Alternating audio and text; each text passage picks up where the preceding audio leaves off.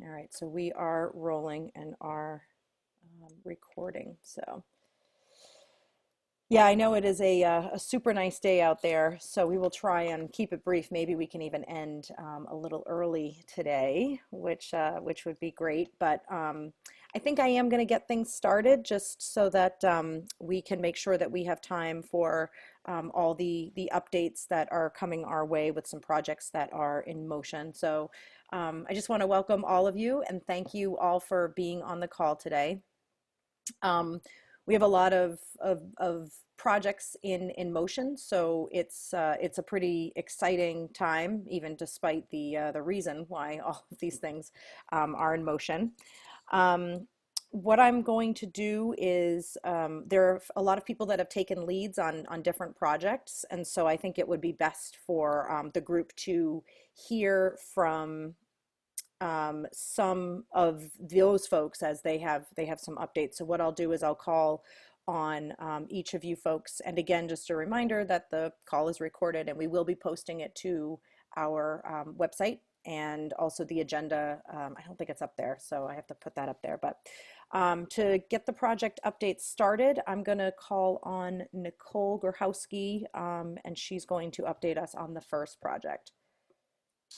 Sure. Thanks, Cara. And Shannon also was very helpful with this project. But basically, don't know, some of you were involved in the business adaptation subgroup that we had last week.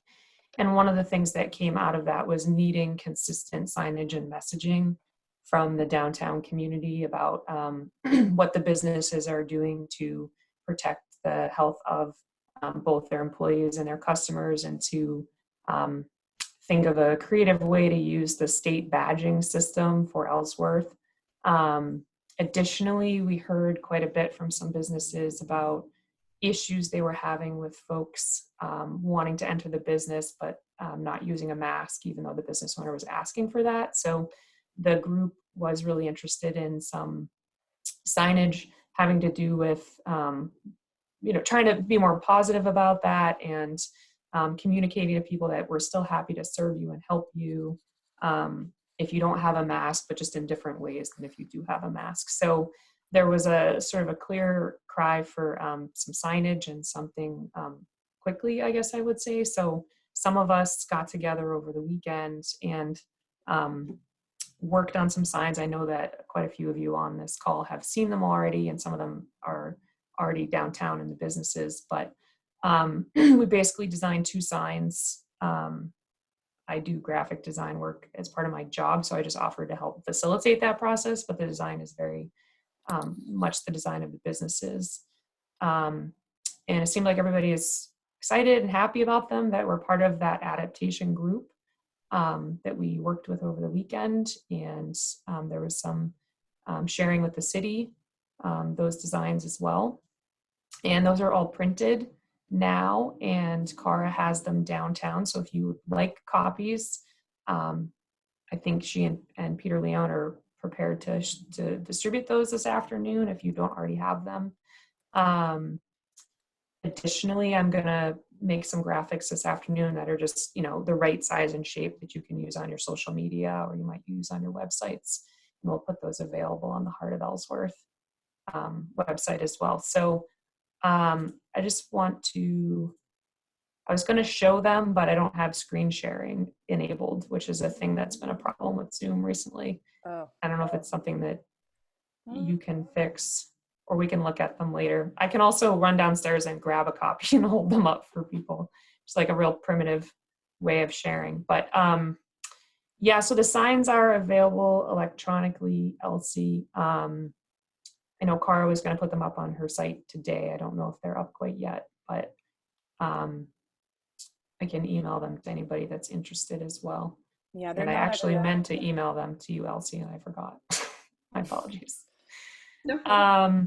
So, the vision here is just, let's have a consolidated message for anyone that wants them. They're certainly not required. But it seemed that the businesses were really interested in having something upbeat and positive and consistent for the downtown. So I was happy to be able to help with that. And I think that's pretty much the update. Yeah, we will be posting those to our website. We've already kind of updated our announcement bar on the heartofellsworth.org website, but I think we might be able to do some fancy footwork and get that done by tonight. It's just going to take some time to get the posters to people as well as get the site updated, but they will be there for you folks to share in a couple of different formats and easy for you to find too. Tara, Yeah, can I just add one please thing? do. Please do. So this project was also, Jenna Richards had, based on conversations out of here, there was a group that, Kara, you were a part of, Heart of Ellsworth, the Chamber was a part of, the city was a part of, and for the same purpose. And so basically the same graphics, a little bit different design that had been developed out of that There you go, group. Tom. So those signs are all had been put out, so that the city is also putting those signs on the website that can be pulled down by any business that across the city, not just downtown businesses, with the same messages, and those should be available today. I think they're posting them. So if any business needed something immediately, they would be able to grab it. It's the exact same message. I think my understanding is that they just look a little bit different in terms of some of the graphics. But that there was that effort to make them available for all businesses. Yeah, and I just want to add in this process, thank you, Dale, for broadening it out a little bit, that in the communications with the city this week, I guess I would say Heart of Ellsworth made it quite clear to the city that we're happy for any businesses to use the design that the downtown is using as well. So it's sort of up to the business if they feel comfortable with one versus the other, I guess I would say. So sort of that's what was shared with the with Jana and David as well. So that's the update. And I don't know if everyone saw, but Tom was showing them on his he was trying to walk around and tour on his screen as well. So thank you for showing us what they look like up and about. Tom was lucky he was open last night, so he got I think he got the first ones. So yeah, thank you for the city effort and the community effort, sort of working together to make this happen. It's really important that we continue to keep lines of communication open and that there's a unified effort, and that we're, super careful to just continue that. That type of effort. That's what's going to make, I think, our whole city stronger. The next update, I wanted to see if Shannon Byers would give us an update from sort of SBDC and maybe resources that are available to folks. Sure. Thanks, Kara. Hey, everyone. There are some webinars coming up. So we've been doing a series on relaunching different businesses based on your industry or your sector. And the one coming up on May 26th, next week, is relaunching your service-based business. And then we had a PPP forgiveness, PPP loan forgiveness webinar scheduled for today. That's got postponed until we actually get the rules from the SBA. So we're still awaiting those.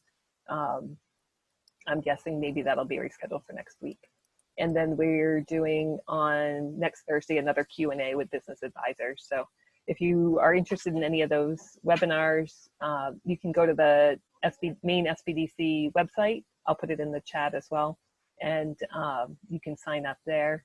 And also follow our Facebook page if you want to kind of be in the loop on what's coming up for webinars. I know our state office has been putting them out pretty much weekly on different topics that business owners are interested in. Yeah, I think those are the big ones. And yeah, and I can update on a project that we're working on, Sue and Scott and I are working on, or I can wait until later, Kara. Yeah, is it okay if we wait till later just so we can squeeze in? Thank you. Yeah. Okay. Moving on to the next project that we're kind of working on making progress on would be Betsy Arnson. If you could update us on the survey that we did last week. So the survey idea came out of last week's meeting, and I took the lead to create some questions, got some good edits. Thank you, Heidi. And we compiled it and threw it out there on Monday. And it did close at 10 o'clock today. So sorry, Community Health and Wellness Safety Committee, Elsie, Matthias, and Sarah, I did not copy you on the results, but that I will compile them and we'll copy you on that. Thing number one that came out of it was some people do have as a priority number one or priority number two for help from the community. They would like to have some space on the sidewalk, and we can communicate that as to who asked for that. Another thing that came out of it was some people would like to have help with redesigning the flow of their business operation. And, you know, I have, and I personally would be able to help with that. If Betsy, someone can you would like say that to do that. again? I think you may have cut out. Can you say that last sentence? Oh, I'm sorry. That's okay. Maybe I'm not speaking towards my microphone.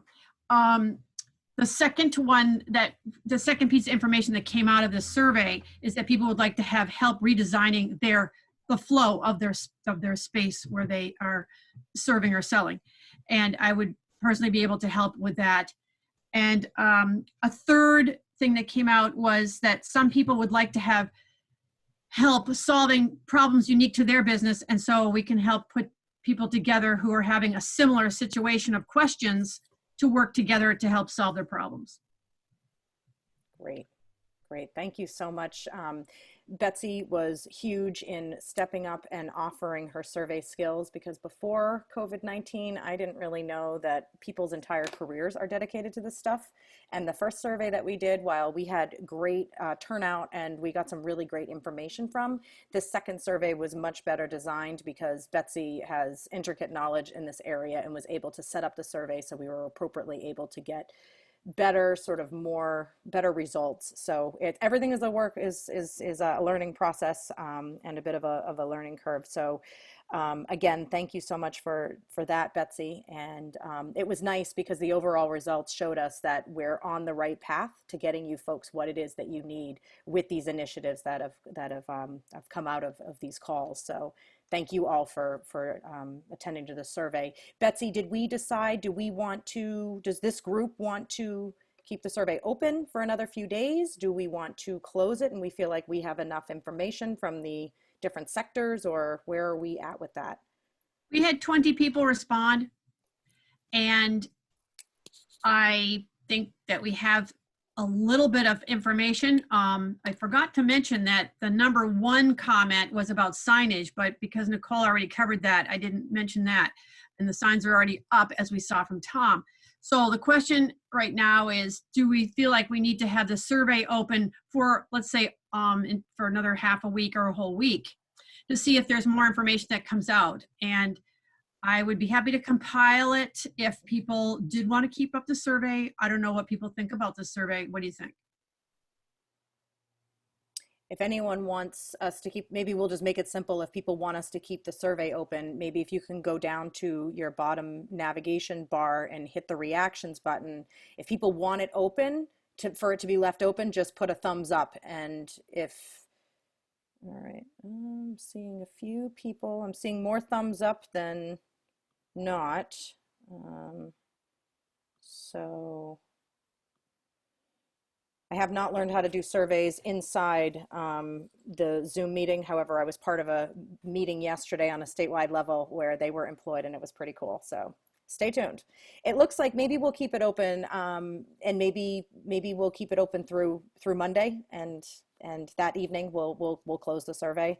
We'll do a few more social media pushes on it, but we're already able to glean information from it to help us get started on our next initiative, which I will call on Elsie to maybe update us on that.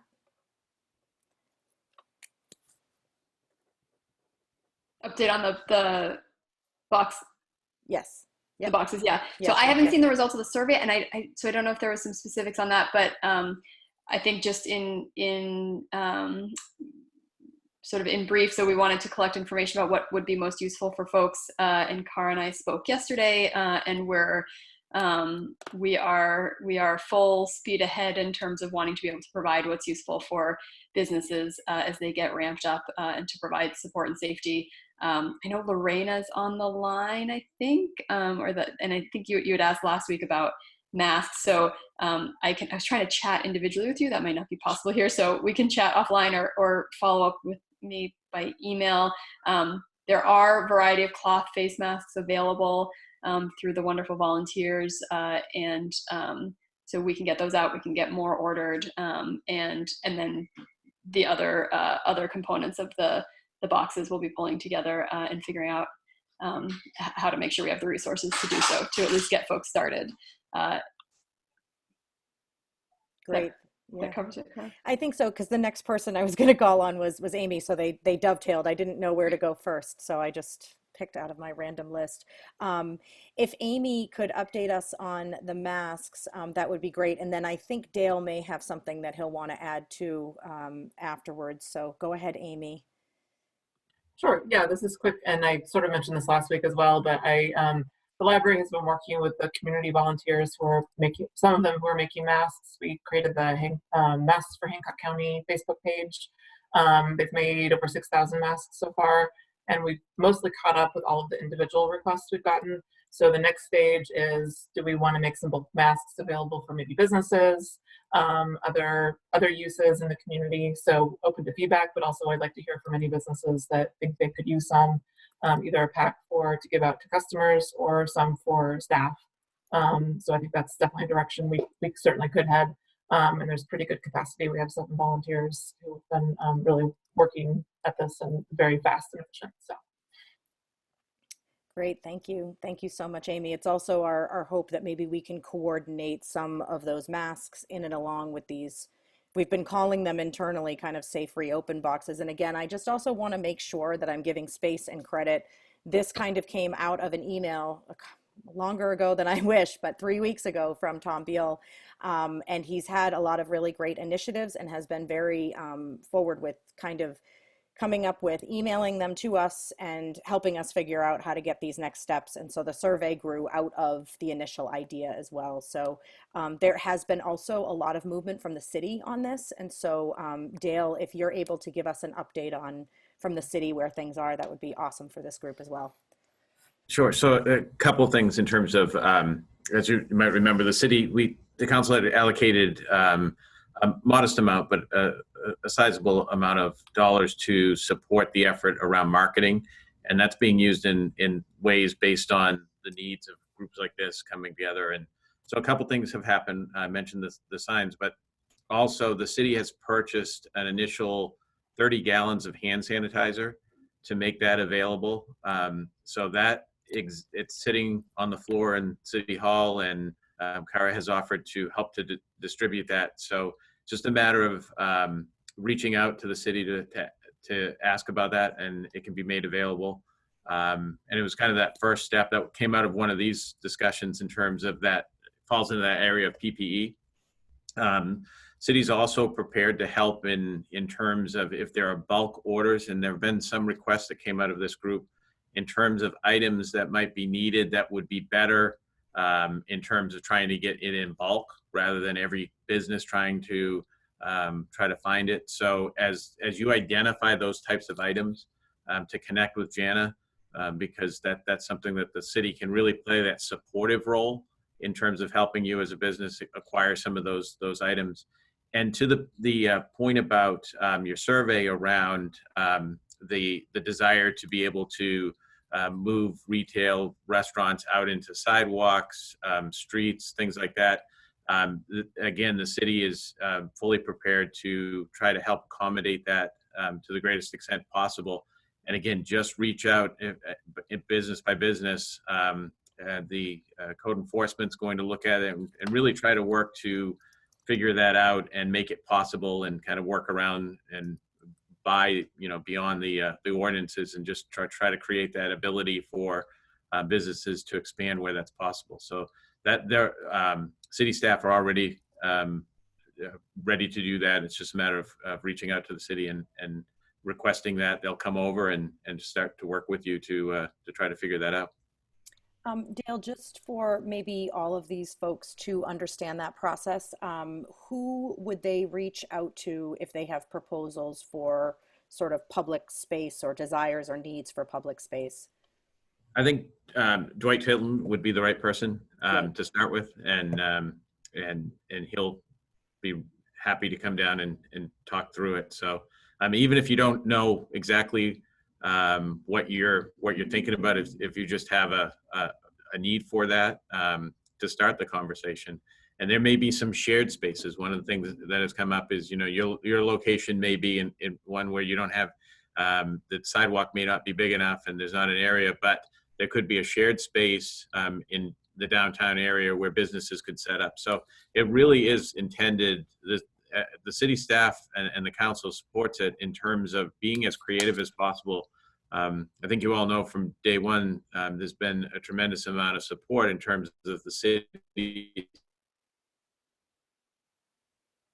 and the city is supporting businesses to be able to do it safely and creatively. So there really is, any questions you have, that's the mindset for city staff, is to try to make it work. And obviously there'll be some barriers, but hopefully we can work through those on a case-by-case basis.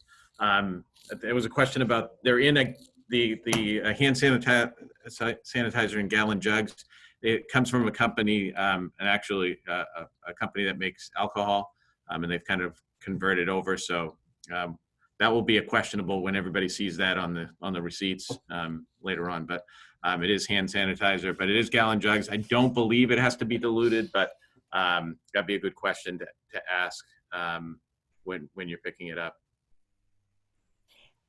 Dale, I guess it would probably be good, and maybe I'll email you offline to figure out how we are appropriately kind of helping to distribute for the downtown section so that there's not like a duplication of efforts on that front. Maybe we can figure that out offline. And also maybe, Elsie, one thing for us to be thinking about when we are putting these things together, I saw Leslie Harlow's comment about, how it needs to be diluted. So maybe we need to think about instructions as well. I hadn't really gotten that far. So Leslie, thank you for that comment. That's a good one. So, Dale, were there any other updates from the city that at this time, or did you? No, I think that's the big thing. I would just stress is, if you have a need, the city staff are trying to be involved in any way possible. The best way, though, is to let them know, let the staff know what your needs are so that they are aware of it. But they are fully prepared, whether it's Jana, code enforcement,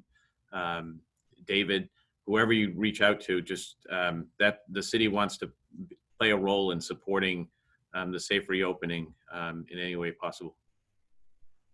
Great, thank you. Thank you so much, Dale, for being on the call and being so responsive and being on the call for the majority of the 9 weeks that we've been doing these. It's great to have a counselor on here and for all of these folks to have a direct link to council as well. So thank you for that. I think that we got to update most of you on the projects that we have that are a result of these weekly calls. I did notice that we've had a few people come in that have come into the call, and I just want to remind you folks that the beginning part of the call is recorded, so you can go back and take a look at that.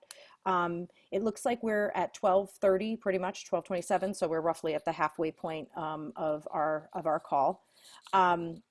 At this time, I wanted to sort of update, or excuse me, I wanted to move past updates and move on to open discussion.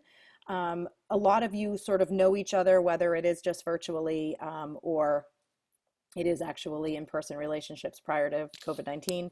And so hopefully people are comfortable enough to open up, speak up about challenges that you're facing or ideas that you have. And so I just want to open the floor right now to that. And I'm approximately at 12:45 going to try and cull sort of some of these higher level, maybe repeated comments about what's needed next to inform our action items, and then for us to figure out our next steps as a group and as individuals. So I'm going to just open the floor because I think it just makes more sense than to try and call on people who maybe aren't ready. So if anyone has any ideas or questions or clarity, questions directly for Dale or any of the other folks at the beginning of our call from respected industries or nonprofits that are on here, that would be great. So are there any questions? So I have one. One thing that came up on the survey, and again, I will compile this so that the safety group knows what we're doing, is trainings for cleaning. And a second thing is also sourcing hand sanitizer and disinfectants. So it's great that we have ways to maybe buy in bulk. That's all good there. But the cleanings trainings, like what has to be cleaned, frequency, in between customers, etc., is something that hasn't really come up in our many discussions. And I think maybe we should bandy that about. Yeah, what was it? So this was not, I mean, I can't remember, there were a few questions on that survey. So that was not really necessarily part of the survey directly. And maybe it came up in the comments, Betsy, or? No, it was a group help prioritized item. Like, did they want to have group messages in marketing, Ellsworth, space on the sidewalk, redesigning the space, and also did they want to have cleaning, training, help? So there's specific people who responded that we can respond to specifically. However, this branches into checklists, which is how do you clean before you start the day? How do you clean in between each customer? How do you clean? How do you make sure you're not sharing a pen? How do you make sure you're not taking the credit card from them? If you are exchanging cash, can the cash go in a bucket and the change be taken from another place? I don't know. That's a farmer's market way of doing it. So it's about the process of remaining as high, safe, low risk as possible in the space that you're working in, not only for yourself, you're washing your hands, whatever, but for between the customers. Tom, can I call you out and maybe you can tell us a little bit? You've been open the whole time and been facing these issues like Betsy used as an example of the pens and reusing things and touch points and all of this. And maybe even you can give us a visual of, since you are in your shop, what you folks are doing. I mean, I just am trying to get people some visuals. Some people are really visual and might like Sure. to, yeah. So we have 99% isopropyl alcohol that we use for cleaning things, cleaning electronics. We dilute that down to 70% and put it in spray bottles. And then with that, then we spray, and you can see, I've got a customer here as well, but we have a few stools set up right inside the door that people come in with a place your equipment here and step back sign. And then, so we ask people to stand behind that when they drop equipment off to us, and then work with them at the counter. We do sanitize credit cards. That's what we just use the isopropyl for the diluted isopropyl for that. That's in brief. Do you any more that you want me to cover on that? No, I think that just at least gives people a visual that have not been able to visit your shop or have not been in downtown. That might, that just might help them as a visual way to maybe set things up. But I think sharing an example was great. I will say that, we don't have soft goods. So, and we do have customers that come and want to put their hands on our equipment, and we just keep track and re-sanitize everything. I was really kind of disturbed to have someone come in with wearing gloves, not realizing that, and then go and touch everything in my shop. So I'm not feeling, even with gloves, somebody wearing gloves, I feel safer, oddly enough, because it's kind of a disturbing thing in a way to me. I'm not sure how. Somehow I feel oddly safer with they just use their bare hands. I'm not sure why I feel that way. Elsie, that shouldn't matter. Well, Elsie from Healthy Acadia brought this up a few weeks ago. Elsie, maybe if you could just sort of give a real high level view of the article that you spoke about a couple Yeah, of sure. Yeah, sure. So this was, I can retrack it down, but, and certainly I've heard it echoed elsewhere. So they were talking about proper ways to use masks and the benefits of masks and all that. And at the end of the article, and these were, experts from, I think, Johns Hopkins.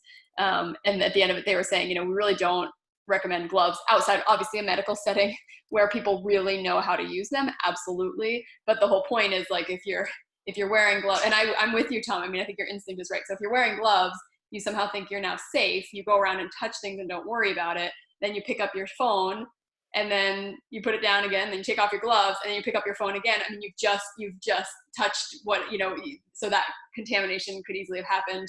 And you might have the mindset that you're safer because you're wearing gloves. So you're not as conscious about washing hands or sanitizing.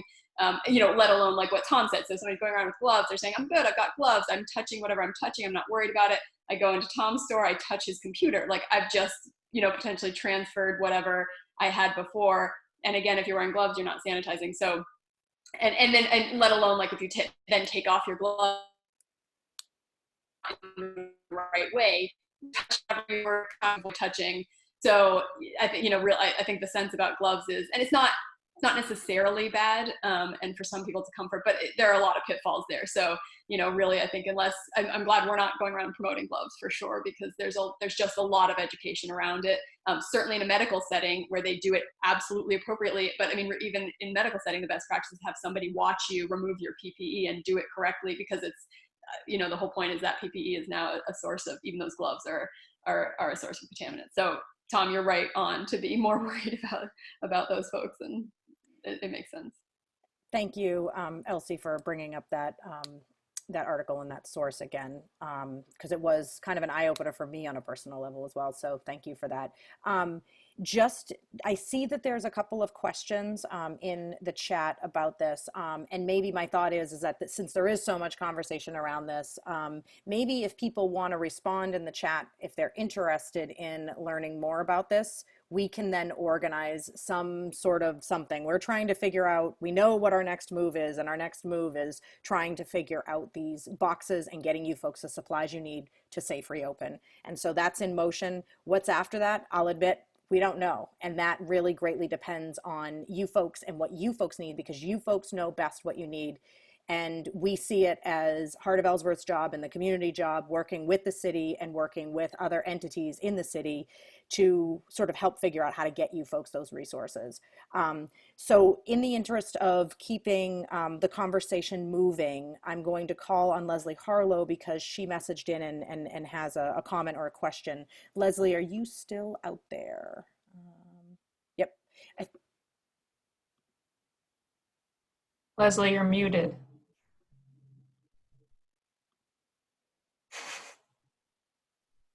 Unmute. There you go. Hey, Muted. Leslie. Sorry, I didn't have my glasses on. Couple comments I want to make. I think that it would be a good idea for Healthy Acadia to, because they're kind of our quasi public health people, to maybe bring somebody in or somebody on their staff who understands disinfecting, the glove issue and all that stuff, and maybe just have an afternoon, hour-long training opportunity for everybody. I think would be a really good idea. And since they're kind of our public health advocates, it must be somebody within their staff that could do that. And the other comment I wanted to make is I own a restaurant, among other things, but I own a restaurant. And I feel like restaurants are getting a really bad rap right now about people being concerned about eating in a restaurant. But I also realize that people are concerned about going out in general. So here's just a thought that I've got, and I'll say it really quickly. I did a little study the other day. I went to Hannaford. I live alone, so I shop for myself. I went to Hannaford with the goal of buying 12 items located in different parts of the store. I bought my 12 items, and I was in the store for 12 minutes. But while I was there, I encountered 58 people. And when I went there wasn't a line. It was actually quite slow in the store. But I encountered 58 potential people who could have had COVID virus and given it to me. Now, these are not people that I was next to. It's just the art of trying to do social distancing for everybody. When you go into a restaurant in downtown Ellsworth, or you go to a small store in downtown Ellsworth, we don't have a mass amount of people that you're surrounded by. And your experience, especially in a restaurant, is you're going to go in, you're going to be escorted to a table, you're going to sit. It's industry standards that only 10% of people who go to a restaurant use the restroom. So the idea that people are wandering around a restaurant, moving COVID around, even if they're carriers and don't realize it, is so minimal in a restaurant setting, the way that we all have to behave to the public right now. And I think that Ellsworth, downtown in particular, is in a great opportunity to market itself as a safe place because we aren't dealing with a lot of people. And, you know, places that used to be busy, you know, like we go into Finn's, we go into Flexit, we go, you know, 86 this, all these places are only going to be allowed to have a certain amount of people in there, distanced from each other, recorded what table they sat out. So if there has to they're all traceable. So my thought right now is that all of us who are restaurant people and food people really should be coming out with some really good messaging that's very supportive of not only the protocols that we're doing, but because of the protocols, you can't even be in a crowded place. And contrasted to my being in Hannaford, where I didn't have to wait in line. I just went in as a normal person buying 12 items. I was there for 12 minutes. I did self-serve. It was just my own little like experiment. My chances of getting COVID were very high in there if there was a COVID person. So those are my comments. Thank you.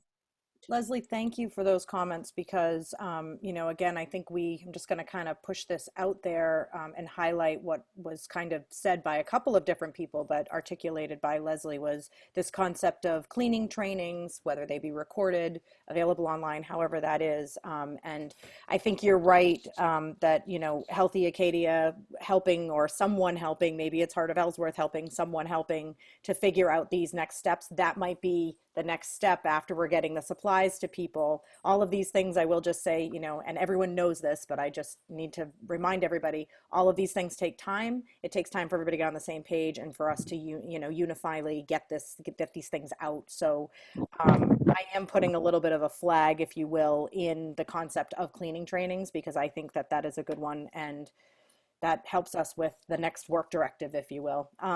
In the interest of moving along, there was someone else. Oh, Phyllis Young, I think, wanted to ask a question. She had her hand raised. I actually moved that over to the chat. We have a very different situation at Woodlawn. We have portable toilets. We just had those delivered. We did use the golf course guidelines on what type of portable toilets a place like ours would need to have. They have, you know, the foot pumps and all of that.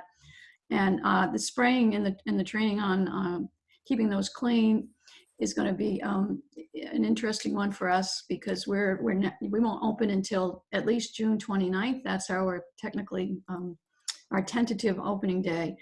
And you know, the next month I have the luxury of trying to figure out all the different protocols and the trainings and what we need. But porta potties are an interesting thing. Our trails are being used very heavy right now, and our croquet court will open they have their protocols from the Croquet Association, U.S. Croquet Association, and that will open on Monday. And you know, so we have different things going on and different types of people using the property on a daily basis: the trail walkers, the gardeners, and the croquet people. And at the end of June, we will then add our visitors. So a lot of different things on cleaning that we're looking at. So thank you. Thank you so much, Phyllis. The other thing, I'm glad you said the thing about about the trails being used. I was on a call, a statewide call yesterday, and it's been documented, I guess, that trail use around the state is up 200%. So that tells us that the timing of projects such as the Jordan Homestead, thanks to Frenchman Bay Conservancy, and also woodlawn trails that have been in our downtown forever, and also the city trails that exist both inside and outside the downtown corridor. All of those being in existence, we're super lucky that that stuff has happened. And I also just want to say that we're all know this, that we're super lucky where we live. So I see that Dale has his hand up. So Dale, go ahead. I think you're next. But just real quick, just in terms of the one strategy for in terms of people entering your business, and this comes not more from what I do for work, is you're never going to be able to clean every touch surface like the door and after every time somebody comes in. But what you can do is if you have hand sanitizer there that's visible and inviting, and you ask people to use that once they enter your facility, that's going to help to alleviate some of that potential spread, because they're cleaning their hands. If they have a mask, they're better protected coming into your environment than they would be just walking through the door without doing that. And that's not to not clean, but it's a way to capture more people in terms of clean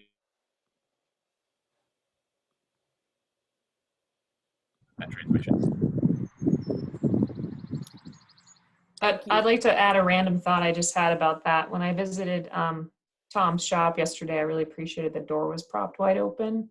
So it was one less touch point to think about. But I've noticed even on the less nice days, if a door is propped open even just a few inches, I can open it with my foot.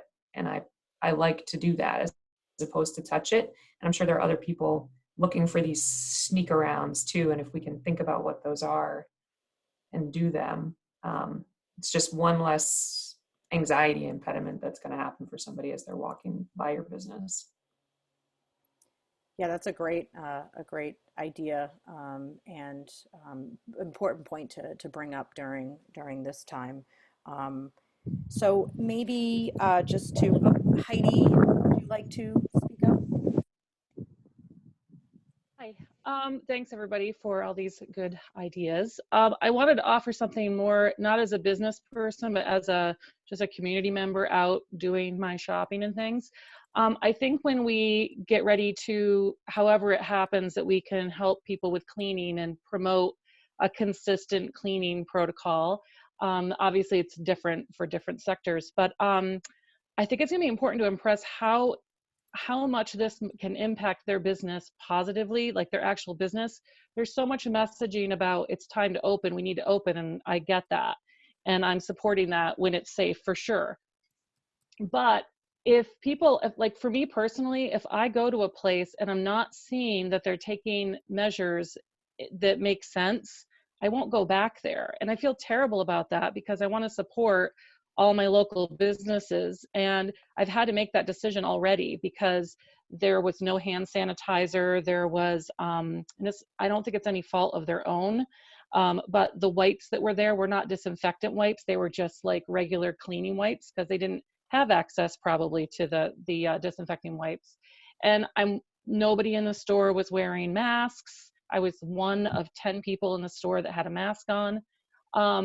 The people at the counters weren't sanitizing their hands. So I feel like this kind of consistent messaging about cleaning will really, if we can impress on people, that it will help their business come back, and that by not doing it is going to potentially hurt their business. And that's a piece that I just think is important to hear. So just my 2 cents. That's great, Heidi. Thank you from the standpoint of being a citizen resident of Ellsworth, because that's also important for the business owners on this call to hear. So I'm going to put a link in the chat to our survey. I just want to put that up there for any of you who have not taken it yet. We would greatly appreciate that feedback. That's going to help us, again, sort of narrow down what it is that you folks need and want. And I think that will help us make some good decisions around a budget, because we don't have unlimited funds to put these together. So that data will greatly help us. So if you all can help us, we can turn around and hopefully help you folks. Are there any, oh, Elsie, did you want to? Sorry. I unmuted myself and then, okay, here we go. Just, let's see, super quickly, I think you followed up. I was trying to keep up with all the chats, which I didn't necessarily, but I think you responded to Anne had a question about like what's in the boxes. And I think you maybe covered it. I don't know if we answered your question, Anne. Part of it is still a work in progress. And that's part of, we're getting the information from the survey, and we'll continue to figure that out. And so if you haven't filled out the survey, it looks like Cara just put it in the chat. It's still open. People can fill it out. So that'd be great. Encourage other people to fill it out. So we figure out the best possible, and whether it's a box or a packet, whatever it is, like the idea is providing resources, materials, supplies. I mean, really the posters are was part of that initial vision. So it may be that things roll out individually. It's not like a one-time, here you go. But we're really just thinking about whatever resources and tools we can support, either giving or facilitating procuring, and certainly love that the city has already started doing that as well. So maybe coming from multiple sources, but the idea is just to provide whatever support we can. Sort of along those lines, I just wanted to bring up the cloth coverings are fantastic, and we should just keep moving that forward because we've got this incredible volunteer network, and the supplies are out there, and the library is wonderful. In addition, I think we talked about it a bit in our committee, but I don't think we brought it back to the big group. I'm a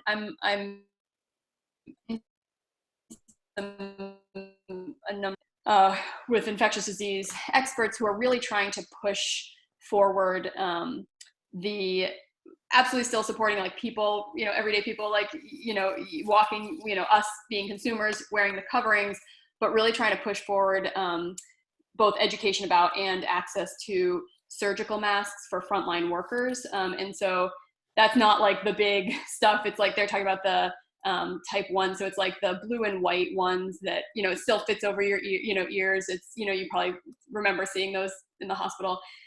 So it's still it looks a bit like a face covering, but it's got the kind of material that's much safer. And in particular, if it's a cloth covering, does not necessarily protect you if the other person, in particular, if the other person doesn't have a covering on. So I think I was reminded by Leslie, thinking about the restaurant situation. My biggest fear with restaurants really are the frontline workers who have to come close to people and serve them when they are eating and not covered. And there are other things to be thinking about, the more airflow, as Tom talked about, more outdoor seating, better and all that. And there are ways to make restaurants safe. Absolutely. And Leslie's on top of it all. But in particular, getting access to both education about and access to those face masks, which do have to be ordered and at a cost, although been working with and it's easier in cases to get healthcare to procure them and potentially distribute them. And they can be like, 30 to 50 cents a mask. So and they can last for several shifts, depending on what kind of situation they're in. I just want to throw that out there as something that I think, and maybe we can work with the city and other partners to get that available. And if nothing else, if there were a procurement source and businesses could get access to them. It's not too expensive. It may be hard for businesses on their own to get a regular supply of them. And the other thing to note is they're not what healthcare workers are needing right now in COVID. So we're not taking those masks aren't taking supplies away from the healthcare worker kind of PPE. And this is coming from the infectious disease experts within a hospital setting. And also out there is our really bad, like fraudulent stuff and good stuff. And so the MDI hospital actually has been part of these conversations, and they've been willing to take a lead in sort of understanding and knowing what's right and getting, and so they may be a resource for us too in Ellsworth. So I just want to throw all that out there and see if that makes sense as something to pursue, if that would be helpful. And any thoughts on that? No, I think that is very, very helpful, Elsie, and I think that we need to be doing what we can to, continue to have this direct line of communication with the folks who, of course, are on these calls, but also with downtown businesses who aren't able to participate. And that's something that, by getting out there and delivering the posters to our downtown businesses, we're going to be able to sort of remind them about these calls, remind them about the survey, and that's sort of the boots on the ground, like you and I were talking about yesterday. That's the power of that, is being able to interface directly with at least our business community that we're able to engage with. So I think bringing those questions forward and continuing to do that is great. So. I see that Shannon put something up in the chat. Maine MEP is keeping a list of places to order PPE. So it's a lot of them are Maine companies. Oh, that's great, Shannon. Thank you for that. It's just talking about sourcing again, which I'm sure that the city is already well on this. But Dale, maybe you know, I can do it too. But one of us passing on this information to Jana Richards about, and I don't know who's doing the purchasing at the city, but it's, you know, maybe that would be a great place for them to start if there's some interest in that. And again, our survey results too, Dale, will be able to get that information to you so that can help guide, you know, any purchasing, you know, purchasing coordination that we would all do together to kind of create these safe open boxes. So to that, is there anyone else that has any questions or comments or ideas? I do. Please do, go ahead, Sue. Good to see One, you. I can make as much hand sanitizer as anyone needs. So I've got probably enough supplies to make about 40 gallons. And again, if anybody runs out, let me know. And the other thing I wanted to say was, we're all reacting right now, like, okay, we're opening, we've been hibernating, we don't know what we're doing. I'd like us to remember these steps and how we open, because we're going to be doing this again. So in the fall, I would like us, I hate to always look at where I am, I like to look at where I'm going to be. So if we could start to like take care of what we're doing, but also look at where we're going to be in the fall and have some plans in place for how to do this better. And that's all I had to say. That's a great point. And actually, I'm really glad that you said that, because I'm going to add that to at least my list. I'll have to go back and watch this video recording again, because there's been a lot in here. But again, it's like, it seems to me the big high level projects are, yes, indeed, keeping a checklist going of what it is that we're doing this time, and remembering, because quite possibly, unfortunately, we could be in this position again. So that is a great, well taken point, Sue. And then the other part of it was the cleaning trainings. Those are sort of the big high level things that I'm seeing here.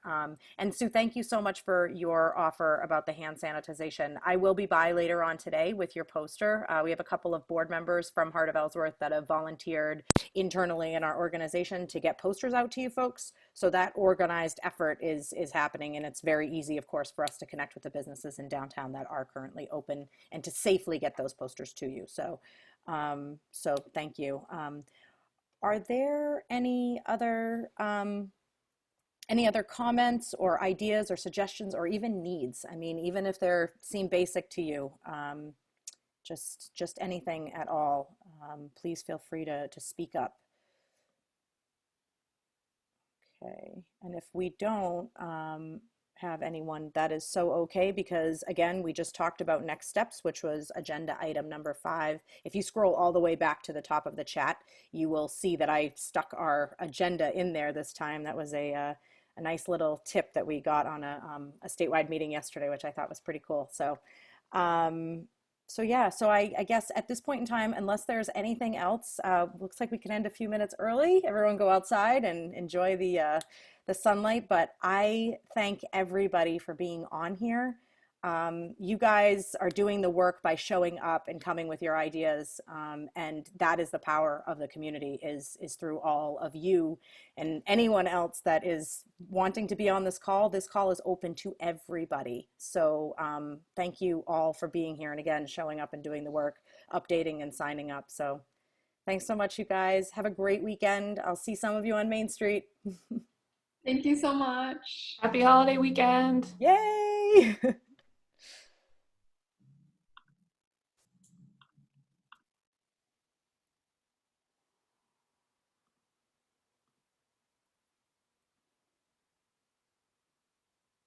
I was gonna stay on if you want to talk further, Cara. Yeah, let me stop recording.